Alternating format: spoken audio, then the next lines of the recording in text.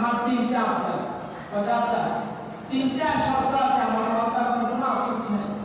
ইমাম মুফতি বলছে যে আমার প্রথম শর্ত হচ্ছে যে আমাকে আপনারা মদিনাতুল মুনাওয়ারা যাইতে দেন, আমি নবীজির কাছ থেকে আমার সকল আরজি পেশ করি।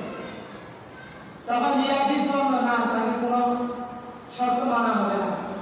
দ্বিতীয় নম্বর হচ্ছেন যে আমাকে একটা সুযোগ দেন, আমি ইমাম হুসাইনের কাছে গিয়ে আমার ইমাম হুসাইনকে একটা চিঠি লিখবো যে ইমাম হুসাইন এখানে না আসে।